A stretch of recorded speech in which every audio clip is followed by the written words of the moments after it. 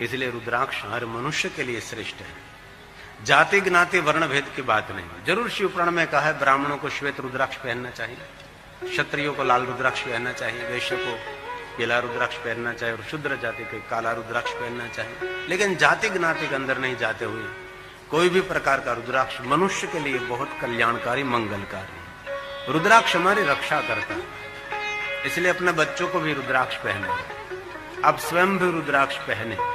शिवपुराण में तो रुद्राक्ष का बहुत बड़ा चरित्र है, एक मुख से लेकर 14 मुख का वर्णन है। सबकी अलग अलग महिमा रहती है, एक मुख की महिमा अलग, 2 मुख की, 3, 4, 5 अलग अलग उनके देवता भी रहते हैं, उनकी ऊर्जा अलग अलग रहती है। 1 से 14 मुखी तक की माला भी पहन सकते हैं आप, ऐसा नहीं कि एक पहने। और पंचमुखी रुद्राक्ष की माला भी पहननी चाहिए। कोई भी मंत्र जाप रुद्राक्ष की माला से करना चाहिए। ऐसा नहीं कि शिव जी का मंत्र वही रुद्राक्ष की माला से करें, कोई भी देवी देवता का मंत्र रुद्राक्ष की माला से कर सकते हैं। ऐसा कहीं संकुचित भाव नहीं दिखाया कि सिर्फ शिव का मंत्र तो ही रुद्राक्ष की माला से करो। ये सब कोई कोई विचारधाराओं ने गलत फहमी समाज में कह दी है। हमारे पूरा एक माला शास्त्र है, इसमें एक माला का नाम है काष्ठ की माला। काष्ठ मतलब कोई भी लकड़ी में से बनी हुई माला, काष्ठ की माला। एक है चंदन की माला, एक है तुलसी की माला, स्फटिक की माला, धातु की माला, और सबसे मालामाल करने वाली माला को है तो रुद्राक्ष की माला। इसलिए रुद्राक्ष की माला से मंत्र जाप करो।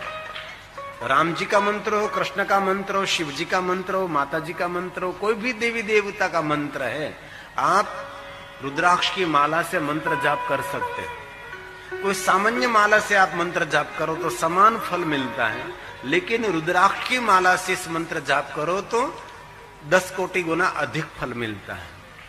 और एक माला रुद्राक्ष की पहनो और दूसरी माला से जाप करो तो कोटि गुना अधिक फल मिलता है। इसलिए जो रुद्राक्ष की माला पहनते हैं उससे जाप नहीं करना चाहिए, जो जाप करते हैं वो कभी पहनना नहीं चाहिए। जो माला आप जाप करते हैं दूसरों को देना नहीं चाहिए, दूसरों की माला कभी लेनी नहीं चाहिए। 3 वस्तु हमेशा साथ में रखिए, एक आपका छोटा सा पतला सा आसन, एक माला और एक गुरुदेव ने दिया हुआ मंत्र। 3 वस्तु हमेशा आपके साथ होनी चाहिए।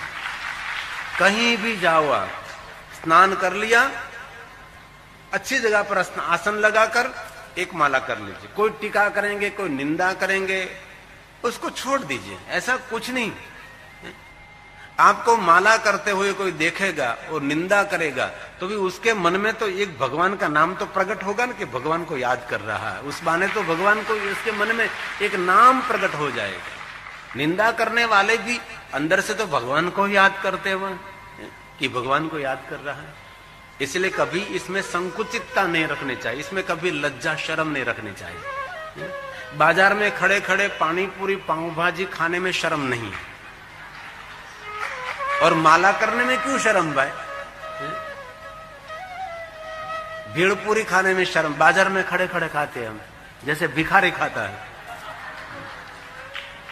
कल कैसा हुआ पता हुआ? मैंने कल पानी पूरी की यहाँ कथा में बात की तो मैं मेरे निवास स्थान पर गया तो हेमराज भाई मेरे रसोईया उसने पानी पूरी बनाकर तैयार रखी थी। मैं कहती यार क्या किया आपने, आज ही पानी पूरी के मैंने निंदा की और आपने पानी पूरी लेकिन घर में बनाई थी। मैंने कहा ये क्या कर दिया? मैंने याद किया पानी पूरी को और आप पानी पूरी बनाकर बैठे। इसलिए कभी लज्जा नहीं रखनी चाहिए, हृदय की बरोबर माला रखनी चाहिए, ध्यान मुद्रा में हाथ रखना चाहिए, दृष्टि नाक के ऊपर रखनी चाहिए। जाप करते समय और समाज में नाक पर दृष्टि होनी चाहिए। शरीर में पैर की जरूर कीमत है, हाथ की जरूर है, शरीर की जरूर है, लेकिन समाज में और शरीर में नाक की बहुत इज्जत होती है। अपना नाक रखना चाहिए। समाज में बड़ा नाक होना, नाक मतलब आबरू, प्रतिष्ठा, मान सम्मान होना चाहिए। दृष्टि नाक के ऊपर और ओठ से कान तक आवाज सुनाई दी, इस आवाज में मंत्र जाप करना चाहिए। आप मन ही मन जाप करोगे तो मन भटकेगा, मन इधर उधर जाएगा। लेकिन आप ध्वनि के साथ मंत्र जाप करोगे, आवाज के साथ मंत्र जाप करोगे तो मन कभी भटकेगा नहीं। लेकिन एक माला करो, लेकिन ध्वनि के साथ करो, आवाज के साथ माला करो, आपकी आवाज आपको सुनाई देनी चाहिए, इस आवाज से मंत्र जाप करो। हृदय की बरोबर माला रखिए, पहले अंगुली छोड़ दीजिए, दूसरी अंगुली छोड़ दीजिए, अंगूठा का सपोर्ट करें और दूसरी अंगुली से मंत्र जाप करें। और यहां उसको कहते हैं ब्रह्म 108 और ये पारा 9वां है, वहां से वापस चलिए, दूसरी करनी है तो, और यहां माला पूरी हो गई। ये मेर कहते हैं उसको, मेर का अर्थ होता है पूर्ण विराम, वहां ब्रह्म का प्रतीक रहता है, इससे उससे आगे नहीं जा सकते, वहां से ऐसे वापस चलना पड़ता है। ऐसे मंत्र जाप करें आप, जो माला करते होगे उसको पता होगा। गौमुखी में रख सकते हैं, रुमाल में रख सकते हैं, ऐसे खुली भी रख सकते हैं, आपको जो सही लगे ऐसे, लेकिन एक माला तो रोज करनी चाहिए पंचाक्षर मंत्र की। रुद्राक्ष की माला जाप करने की आपकी स्वतंत्र होनी चाहिए।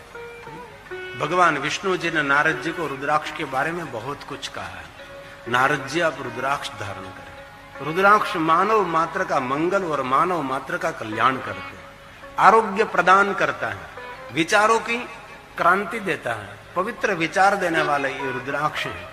लेकिन रुद्राक्ष पहनने वाले एक शर्त याद रखें, नाभि के ऊपर रुद्राक्ष पहन सकते हैं। ये जो कटी भाग है उसके नीचे के भाग में कभी रुद्राक्ष और सुवर्ण दोनों नहीं पहनना चाहिए ना।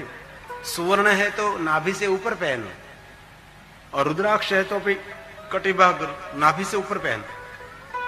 आप हाथ में पहन सकते हैं, बाहु में पहन सकते हैं, यज्ञोपवीत में पहन सकते हैं, कंठ में पहन सकते हैं, कान में पहन सकते हैं, बाल में, माथा पर पहन सकते हैं। ऐसी बहुत सारी, आजकल तो रुद्राक्ष के कितने बड़े आभूषण है ना, अंगूठी में, बुट्टी में, बहुत सारे, मंगलसूत्र में रुद्राक्ष, गले के सोने के हार में रुद्राक्ष, रुद्राक्ष के कंकन मिलते हैं। कोई भी तरीके से आपके अंग पर रुद्राक्ष होना चाहिए। ये भगवान विष्णु जी ने रुद्राक्ष की महिमा नारद जी को बताया कि नारद जी, रुद्राक्ष भगवान शिव को प्रिय है, और जो पहनने वाला वो भी भगवान शंकर जी को प्रिय रहता है। इसलिए पाप मुक्त रखने के लिए रुद्राक्ष जरूर आप पहने। रुद्राक्ष श्रेष्ठ विचार प्रदान करते हैं, रुद्राक्ष एक श्रेष्ठ औषधि है, इसलिए जन्म से लेकर मृत्यु तक रुद्राक्ष पहन सकते हैं। और जिन अपवित्रता का मैं वर्णन यहां से नहीं कर सकता, ऐसी अपवित्र अवस्था में भी आप रुद्राक्ष पहन सकते हैं, क्योंकि शब्दों की बहुत सारी मर्यादा रहती है ना। ऐसी अपवित्र अवस्था में रुद्राक्ष को कभी त्याग नहीं करना चाहिए। सदैव रुद्राक्ष धार्य शिव आज्ञा, भगवान महादेव ने आज्ञा दी है कि 24 घंटे रुद्राक्ष पहनो, जन्म से लेकर मृत्यु तक। मैंने बहुत बार कथा में कहा, कोई दादा दादी की मृत्यु हो गई, उसके कंठ में रुद्राक्ष की माला है, तो उसके अंग पर से रुद्राक्ष नहीं लेना चाहिए। रुद्राक्ष के साथ उसको अंतिम संस्कार क्रिया करें। रुद्राक्ष कभी उसके कंठ में से निकालना नहीं चाहिए। लेकिन ये रुद्राक्ष की माला सोने में जो बनाई है तो क्या करे? सब बोलने लगे तो निकाल लेनी चाहिए भाई। स्वर्ण में से बनी है तो पहले से निकाल लीजिए। लेकिन मरते तक रुद्राक्ष अंग पर होना चाहिए। ऐसा कहीं नहीं कहा है कि शिव भक्तों को ही रुद्राक्ष पहनना चाहिए। शिव भक्त हो, विष्णु भक्त हो कि माता का भक्त हो, सबके लिए रुद्राक्ष श्रेष्ठ है। विश्व के सभी देवी देवता रुद्राक्ष धारण करते हैं, सभी ऋषि मुनि रुद्राक्ष धारण करते हैं, भगवान राम रुद्राक्ष धारण करते हैं, भगवान कृष्ण जी रुद्राक्ष धारण करते हैं, महर्षि भगवान वेद व्यास रुद्राक्ष पहनते हैं। सभी वर्ण के लिए रुद्राक्ष श्रेष्ठ है। मेरे पास एक श्लोक है, सर्व जाति के लिए रुद्राक्ष सर्वमान्य माना जाता है। इसमें कहा है, सब किसी भी शैवपंथी हो, शाक्तपंथी हो, वैष्णव हो, सबको रुद्राक्ष धारण करना चाहिए, ऐसा भगवान व्यास जी ने कहा है। सबके लिए, कोई शिव भक्त एक के लिए नहीं है, सिर्फ ब्राह्मण और साधु संतों के लिए नहीं है। अधिकारों से सर्वेशा, कोई भी जाति का। और एक बात कहूं, रुद्राक्ष पहनने का अधिकार जितना पुरुषों का है ना, इतना अधिकार बहनों को भी है। ऐसा कहीं कहीं भेद नहीं, ऐसा कहीं कोई भेद नहीं बताया कि सिर्फ पुरुष पहने। पुरुष नारी सब कोई रुद्राक्ष पहन सकते हैं। अरे कोई नारी अपने मंगलसूत्र के साथ रुद्राक्ष पहनती है ना, तो उसका मंगलसूत्र कभी उसको गले में से निकालना नहीं पड़ेगा। भगवान उनका सौभाग्य अखंड रखते हैं, भगवान उनके सौभाग्य की रक्षा करते हैं। इसलिए मंगल सूत्र के साथ रुद्राक्ष पर आपके बच्चों को रुद्राक्ष पहनाओ। सर्व जाति के लिए रुद्राक्ष श्रेष्ठ है। एक मुखी रुद्राक्ष शिव का स्वरूप है, दो मुखी रुद्राक्ष महादेव का स्वरूप है, तीन मुखी रुद्राक्ष ब्रह्मा विष्णु महेश का स्वरूप है। विद्या के विद्यार्थियों के लिए तीन मुखी रुद्राक्ष, छोटे बच्चे पढ़ते हैं उसके लिए तीन मुखी रुद्राक्ष अवश्य पहनना चाहिए। चतुर्मुखी रुद्राक्ष ब्रह्मा का प्रतीक है और पंचमुखी रुद्राक्ष पंचदेव का प्रतीक है, आरोग्य प्रदान करता है। पांच मुखी रुद्राक्ष, छह मुखी रुद्राक्ष कार्तिकेय का स्वरूप है, रक्षा करते हैं। और सात मुखी रुद्राक्ष कामदेव का प्रतीक है, कामना की पूर्ति करते हैं। आठ मुखी रुद्राक्ष अष्टमूर्ति भैरव स्वरूप है, हमारी रक्षा करते हैं। नौ मुखी रुद्राक्ष नव दुर्गा समान है, हमारे को शक्ति प्रदान करते हैं। 10 मुखी रुद्राक्ष भगवान विष्णु का स्वरूप है, हमारे जीवन में व्यापकता आती है। और 11 मुखी रुद्राक्ष 11 रुद्र तुल्य है। 12 मुखी रुद्राक्ष 12 सूर्य समान है। 13 मुखी रुद्राक्ष विश्वदेव का स्वरूप है और 14 मुखी रुद्राक्ष सदाशिव परम सदाशिव का स्वरूप है। इसलिए 1 से लेकर 14 मुखी तक रुद्राक्ष पहनना चाहिए। कहीं मैंने भाइयों बहनों को देखा 1 से लेकर 14 तक रुद्राक्ष पहनते, सभी पहन सकते हैं। और पंचमुखी रुद्राक्ष की माला भी पहन सकते हैं। इसलिए जरूर आपका हित आप करना चाहते हैं, रुद्राक्ष की माला से जाप करें, रुद्राक्ष की माला पहने। पूरी माला न पहन सको तो कम से कम एक रुद्राक्ष कंठ में होना चाहिए। जिनके कंठ में एक रुद्राक्ष रहता है उन पर नीलकंठ की संपूर्ण कृपा रहती है। इसलिए आप रुद्राक्ष पहने। ये श्लोक शिव महापड़ ग्रंथ का है। तीनों के लिए, शक्ति उपासक हो, शिव उपासक हो कि वैष्णव उपासक हो। लेकिन बहुत बड़ी संकुचितता समाज में लोगों ने प्रकट कर दी, हम तो वैष्णव हम नहीं पहने। अरे भाई, सबके लिए है, ये आरोग्य के लिए है।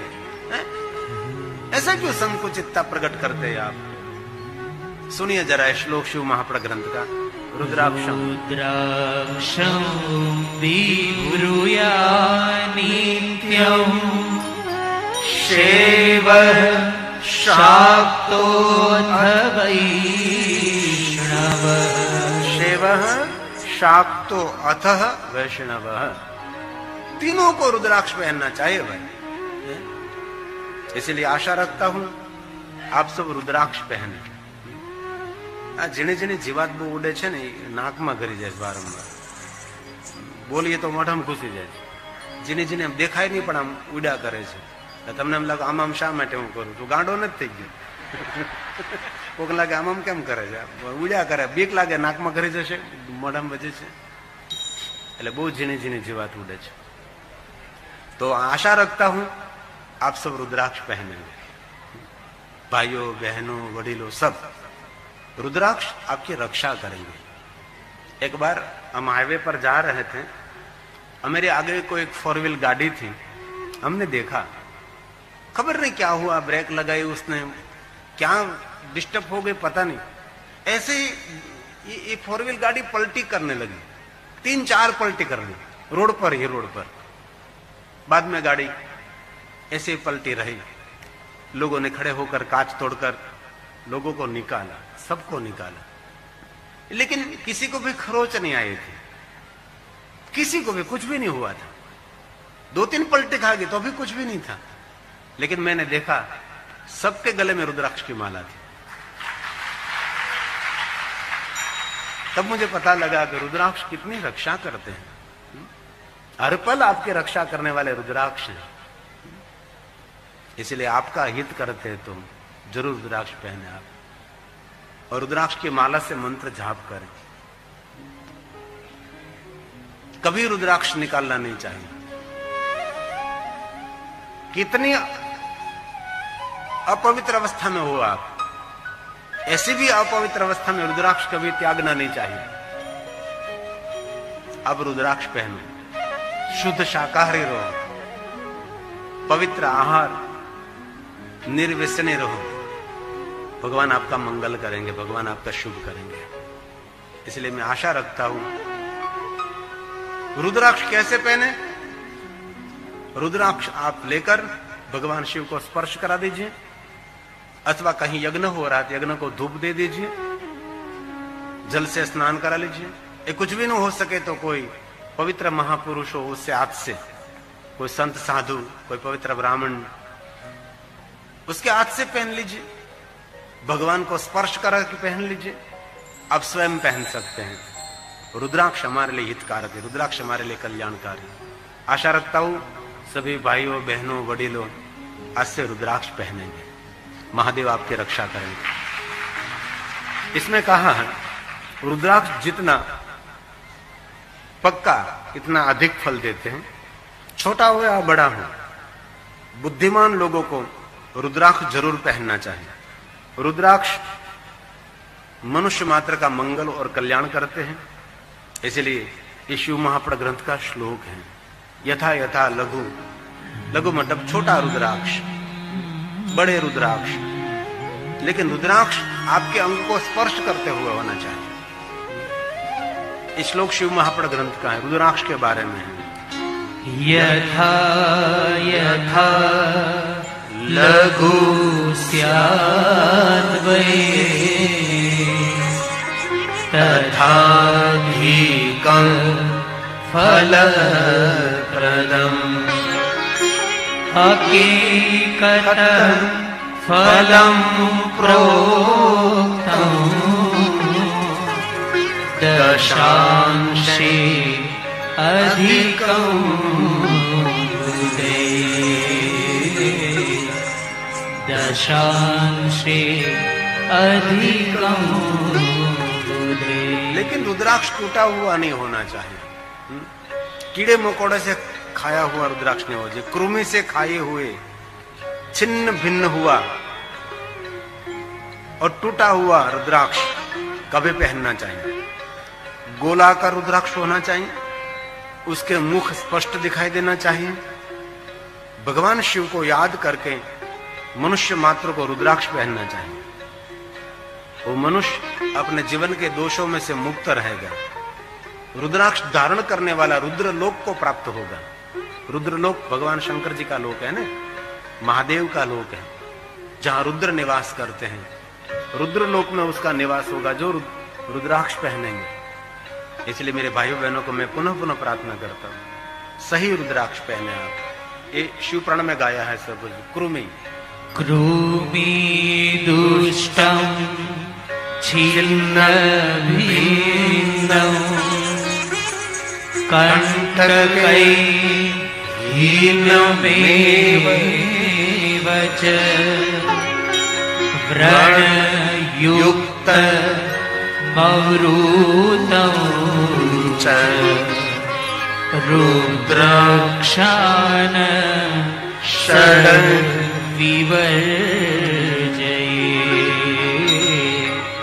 रुद्राक्षान् षड्विवर्जये। तो कंठ में रुद्राक्ष, मुख में शिव का नाम और बाल में भस्म। तीन वस्तु को क्या कहा? त्रिवेणी सदृशम। जिनके बाल में भस्म का त्रिपुंड है अथवा भस्म की बिंदी है, जिनके मुख में शिव का नाम है और कंठ में रुद्राक्ष है, उसको कहते त्रिवेणी सदृशम। त्रिवेणी का यात्रा करो, जो पुण्य मिलता है वो पुण्य। जिनके अंग पर तीन वस्तु विराजमान है, उसके दर्शन करने मात्र से प्रयाग तीर्थ की यात्रा का फल मिलता है। ये तीनों की महिमा है। इस साल प्रयाग तीर्थ में भी कथा है। हमारे जितेंद्र गिरी माता जी ये कथा का आयोजक है, जो प्रयाग तीर्थ में कथा होने जा रही। बहुत सारे तीर्थों में कथा रहती है। कोई भी तीर्थ में कथा है उसमें भोजन की सुविधा रहती है, रहने की सुविधा आपको स्वयं करनी पड़ती है। और सभी तीर्थों में जो आपकी योग्यता ऐसी रहने की व्यवस्था आप कर सकता है। वे जो टेलीविजन में देखते हैं, हमारे जितेंद्र गिरी माता जी हैं, सन्यासिनी माता जी हैं, वो कथा का आयोजक है।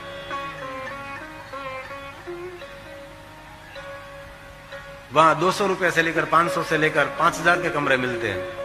जो आप जैसे रहना चाहते हैं वैसे रह सकते हैं। भोजन की सुविधा कथा में रहती है।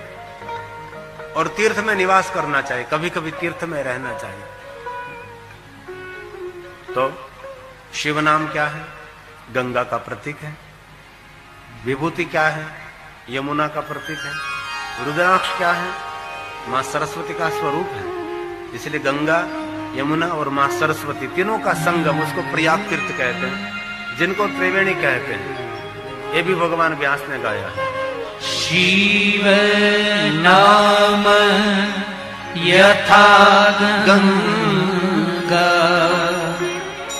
विभूति यमुना मता रुद्राक्षं विधिना प्रोक्ता सर्व पाप विनाशिनी सर्व पाप विनाशिनी। जीवन के सभी पापों में से जिनको मुक्त रहना है उसके लिए 3 वस्तु, भले आप त्रिपुंड ना कर सको, भस्म की बिंदी तो कर सकोगे ना। और पंचाक्षर मंत्र इतना सरल मंत्र है। सूर्ण जैसा रुद्राक्ष महंगा नहीं है। लोग सोना पहनते, कितना कितना जाडा जाडा सोना पहनते, मोटा मोटा सोना पहनते है ना, लेकिन रुद्राक्ष पहनने में उसको तकलीफ रहती है। एक बात कहूं, आपने बहुत सोना पहना है बहुत, और आपको नींद आ रही है, और कहीं रास्ते पर आप सो गए, तो आप सो गए और आपने सोना पहना है, तो आपके जीवन का कितना बड़ा खतरा होगा, बहुत बड़ा खतरा हो जाएगा। ओ सो रहा है, इसके अंग पर कितना सोना है, मार दो उसको। और आप रुद्राक्ष पहनकर सोए हैं कहीं भी, तो आपको देखकर कोई प्रणाम करेंगे कि वाह कोई भगवान का भक्त है, क्योंकि रुद्राक्ष मनुष्य को प्रणम्य बनाता है।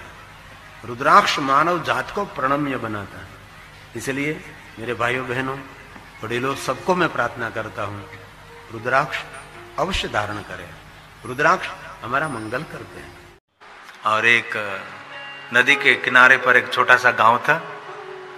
इस गांव में बहुत जाति जाति भांति भांति के लोग रहते थे, और इस गांव में एक वृद्ध माझी रहते थे, जिनको गुजराती में डोशी भी कहा जाता है, हिंदी में बुढ़िया भी कहते हैं, और सही भाषा में बुजुर्ग भी कहते थे।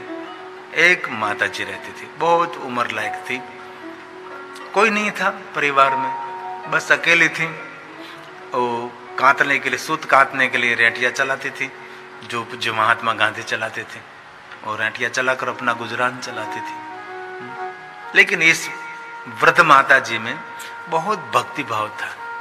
ये सरखा चलाती थी ना, तभी भगवान को याद करती रहती थी, उसके जीभ पर प्रभु का नाम रहता था। और सुबह में जल्दी उठकर स्नान करना, गांव में जितने देव दर्शन है वहां दर्शन के लिए जाती थी, और जो सूत काटते काटते इसमें से जो 2 पैसा मिलता था उसमें से दान करती थी। कोई साधु ब्राह्मण को, कोई भूखे व्यक्ति को भोजन कर, बहुत सारा सत्कर्म करती रहती थी। एक है, कोई आगे और पीछे कोई नहीं है, बहुत उम्र है, वृद्ध डोशी है, लेकिन भगवान की परम भक्त है।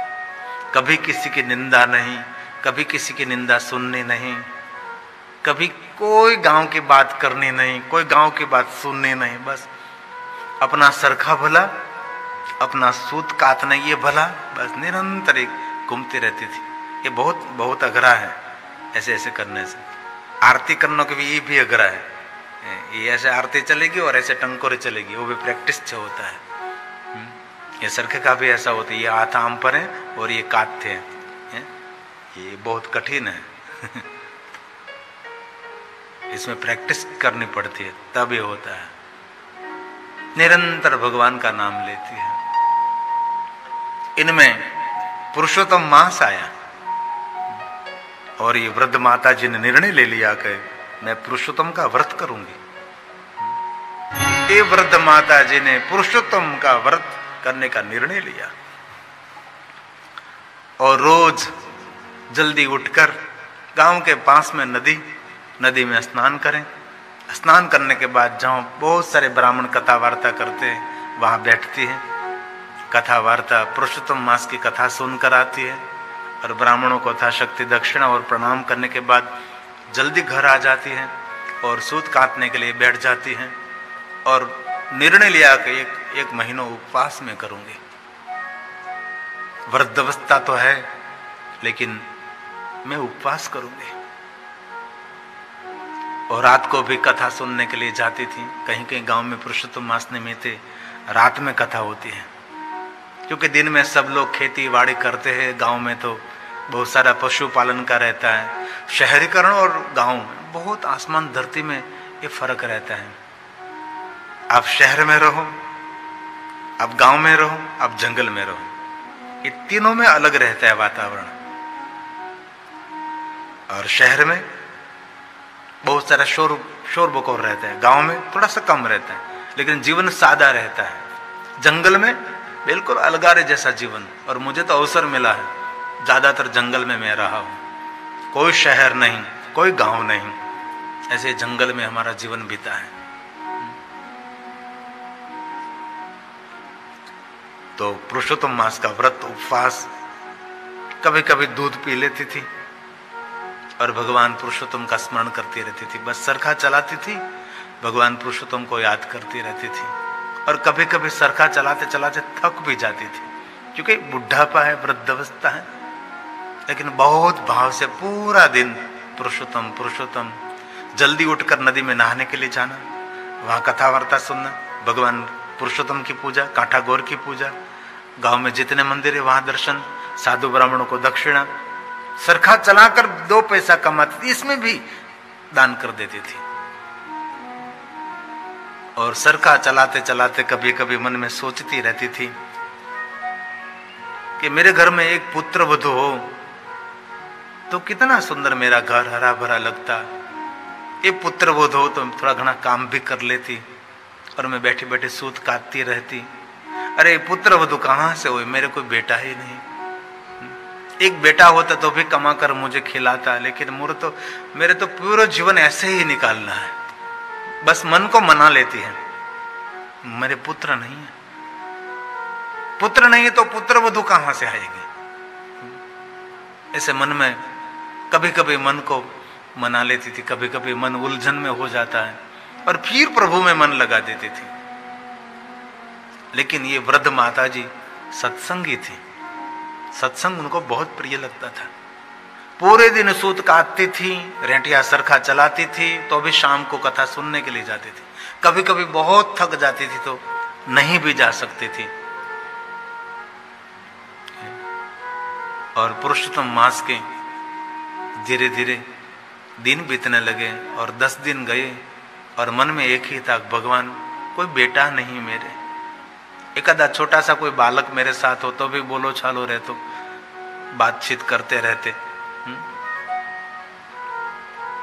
तब एक दिन सुबह में उठकर ये वृद्ध माता जी नदी में नहाने के लिए गई, तो कोई अभी आए नहीं थे कोई लोग, तो अकेली थी। तो एक वहां बालक बैठा था और ये वृद्ध माता जी को देखकर बालक इतना प्रेम और हित से इस वृद्ध माता जी के पास आ गया और इतना भोला भाला, मुख पर मुस्कुराहट, गुड़गुड़िया बाल, ऐसा एक सुंदर बालक, दिव्यता से भरा हुआ, आंख में चमक, लेकिन बहुत छोटा है, दौड़ता है, चलता है, बोलता नहीं है।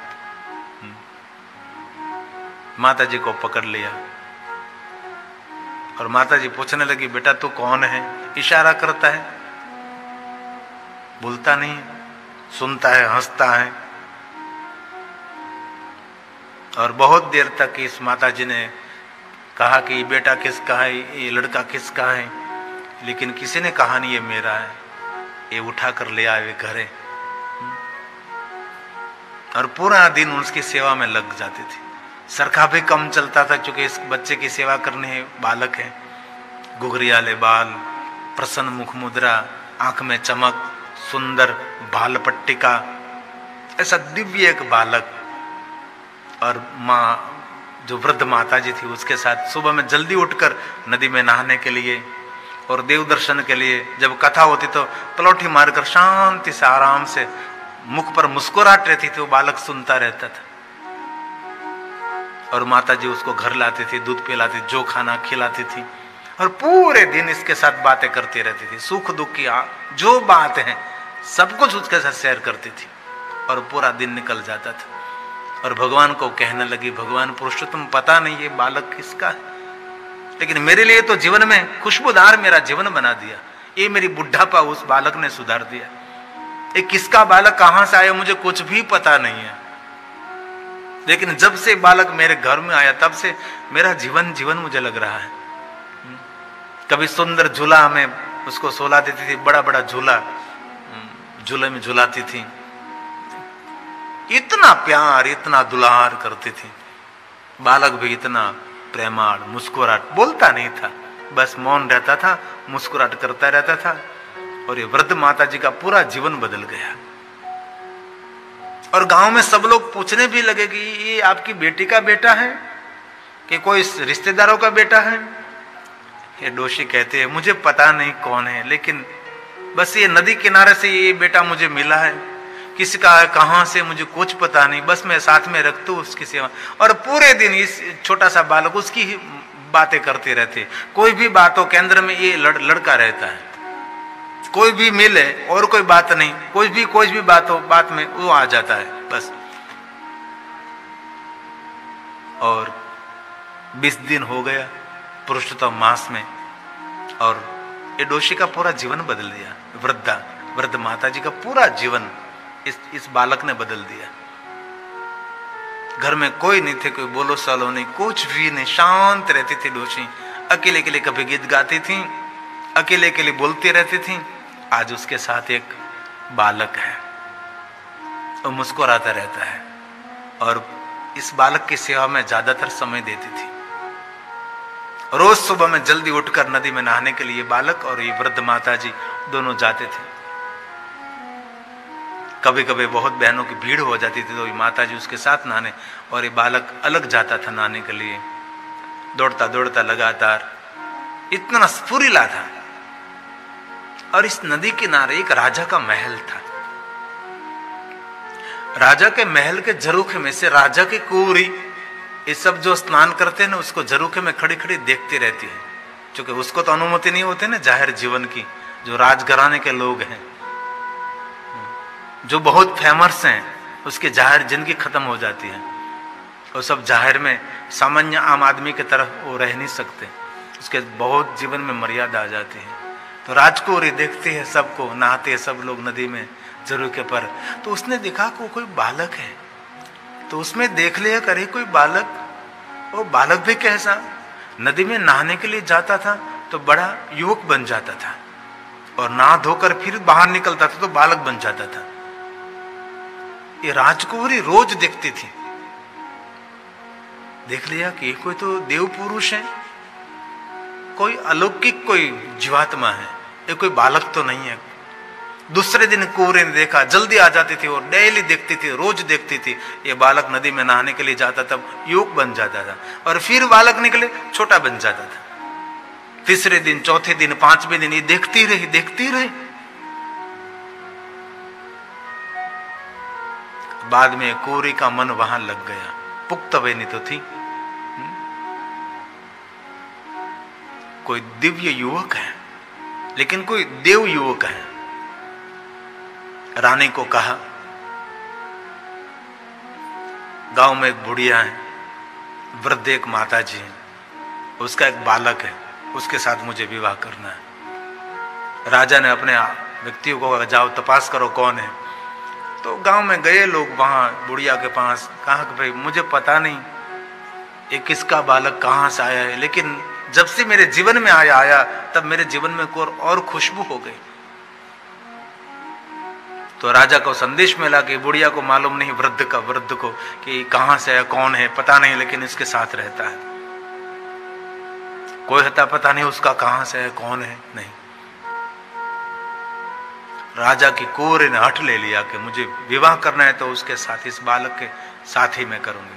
बहुत शाम दाम धड़ का बहुत सारा प्रयोग किया, लेकिन कुंवरी ने कहा नहीं, मैं मर जाऊंगी, लेकिन मैं विवाह करूंगी, उसके साथ ही करूंगी। बाद में राजा ने निर्णय लिया, कोई बात नहीं, चलो। कुंवरी मान नहीं रही, और प्रधान गई इस वृद्ध माता जी को राज दरबार में बोला, आपको बुला रहे राजा। थरथरने लगी, गरीब लोग हैं, अंदर से डरते हैं। मुझे राजा मेरी हंसी करेंगे, क्या करेंगे, मुझे दंड देंगे, ये बालक कहां से तू ले आई, ये सब प्रश्न होगा, करेंगे क्या। तो अभी कांपती हुई ये वृद्ध माता जी राज दरबार में गई। राजा ने पूछा कि आपका लड़का है? महाराज मेरा तो लड़का नहीं, मेरे तो कोई नहीं, मैं अकेली हूं। मेरा जीवन तो वैरान वन जैसा उजड़ा हुआ मेरा जीवन था। नदी के किनारे में जाती थी रोज नहाने के लिए, और ये बालक दौड़ता दौड़ता मेरे पास आया और मेरी गोद में बैठ गया और मैं लेकर आई, बस यही बात। राजा ने कहा आपका ये छोटा सा बालक है, उसके साथ मेरी कोरी का मैं। अरे पण कैसे कर सकते, ये बालक आपकी कोरी युवान है और मैं सरखा चलाकर गुजरान चलाती हूँ, आपकी राज दरबार में रहने वाले राजकुमारी को कैसे मैं भरण पोषण करूं, उसको बड़ा होने में तो बहुत समय लग जाएगा। राजा ने कहा कुछ हम सुनने के लिए तैयार नहीं है, हमारी बेटी हमारी कोरी ने हट लिया है, इसलिए बस हमारे बेटे आपके बालक के साथ हम विवाह करेंगे।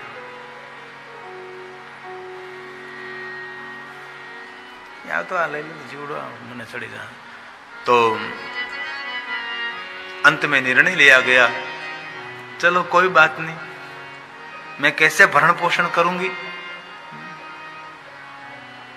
राजा ने कह दिया वृद्ध माता जी चिंता न करें, आपका भरण पोषण राज दरबार में से होगा, आपको सरखा काटना नहीं पड़ेगा, सूत काटना नहीं पड़ेगा, आपको कुछ भी नहीं, मेरी कुंवरी आपके घर में आ रही। और डोशी तो अंदर से हरखाते हुए मलकाते हुए आई और कहने लगी कि तेरा तो विवाह होने वाला है, कोई सामान्य कन्या के लिए नहीं, राजा की कुंवरी के साथ तेरा विवाह होने। तो बालक नाचने लगा, डोशी के वृद्धा के मन में हो गया को कैसे नाच रहा, उसकी पत्नी मिल रही है ऐसे, लेकिन ये बालक कौन है पता नहीं, लेकिन मेरी इच्छा थी घर में एक पुत्र वधु होनी चाहिए, सामान्य पुत्र वधु नहीं तो राजा की कुंवरी मेरे घर में पुत्र वधु बनकर आएगी। वृद्ध माता जी खुशहाल हो गई, जीवन आनंद से भर दिया। और राजा ने अपनी कुंवरी राणा साहब अपनी कुंवरी का विवाह, इसे वृद्ध माता जी था उसका एक बालक था, पूरे गांव में इस बातें होने लगी कि एक छोटा सा बालक के साथ ये राजा की कुंवरी विवाह कर रही है, जब ये बालक युवान होगा तब ये कुंवरी वृद्ध हो जाएगी। ऐसी तरह तरह की बहुत सारी की बातें गांव में होने लगी। कोई अच्छे लोग थे तो इसमें कुछ रहस्य होगा, राजा की कुंवरी ऐसे तो किसी के साथ विवाह नहीं करती, इसमें जरूर कोई तथ्य होगा, ये बालक के रूप में कोई देव पुरुष होगा अथवा कोई देव श्रापित होगा और बालक बन गया है। ऐसी बहुत सारी बातें होने लगी। कुंवरी विवाह करके आई और राजा ने बहुत सारे सिपाहियों को वहां भेजा था उसकी रक्षा करने के लिए। और ये वृद्ध माता जी पुत्र वधू पुत्र को लाए। पहला दिन पहली रात्रि थी, कमरे में कुंवरी और ये बालक और ये वृद्ध माता जी बाहर सो गए, थक गई थी, सो गए। और रात में ये बालक टगर टगर टगर देख रहा है ये राजा की कुंवरी को। राजा की कुंवरी ने कहा आप कौन है मुझे पता है, आपको ऐसा लगता है कि आपको कोई नहीं जानता, मैं आपको जानती हूं, बताओ आप कौन है। आप नदी में माता जी के साथ नहाने के लिए जाते थे, तब आप युवान बनकर नहाते थे और नहाने के बाद बाहर निकलते थे तो आप बालक बन जाते थे, मैंने देख लिया है, बहुत दिनों तक मैं देखती रही, बताओ आप कौन है। मैंने आपके साथ विवाह किया है।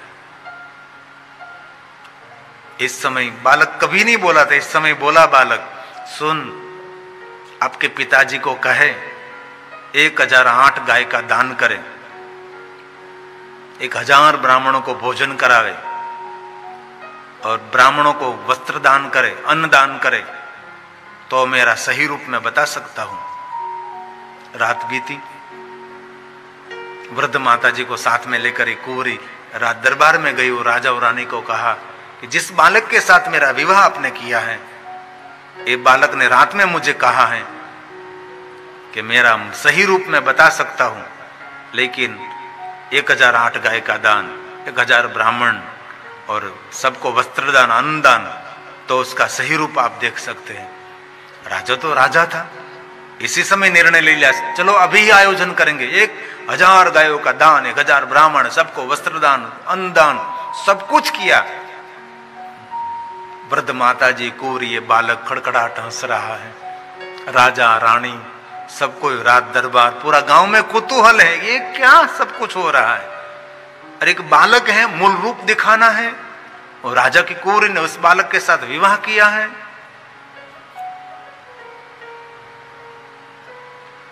सब कार्य पूरा हुआ और सभी लोग इंतजार कर रहे थे क्या होने वाला है।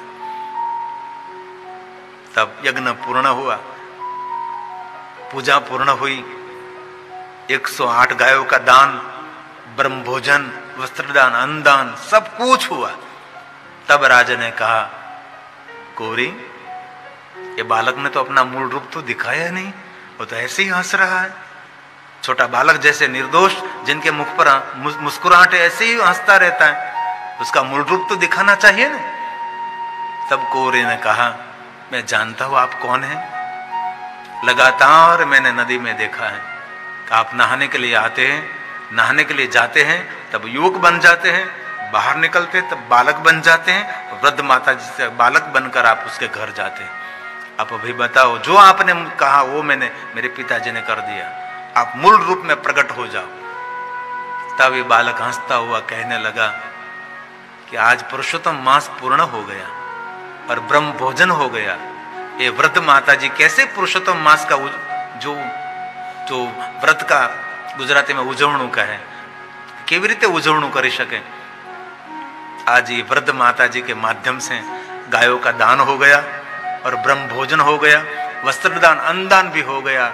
और कुंवरी, तूने पुरुषोत्तम मास का व्रत नहीं किया है, तू कभी नदी में नहाने के लिए भी नहीं गई, तू रोज देखती थी सबको नदी में जो नहाते थे, और तू मन ही मन सोचती रहती थी कि पुरुषोत्तम मास चल रहा है और सब लोग नदी में सुंदर स्नान करते हैं, और मैं तो राजा की कुंवरी जा नहीं सकती।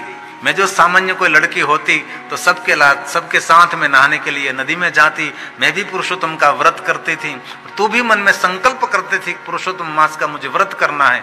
इसलिए सुन कुंवरी, तुझे भी पुरुषोत्तम मास का व्रत का फल मिला है, क्योंकि तू संकल्प करती थी कि मुझे व्रत करना, लेकिन तू रात दरबार की मर्यादा के कारण सब कुछ कर नहीं सकती थी, इसीलिए तुझे पुरुषोत्तम मास के व्रत का फल मिला है।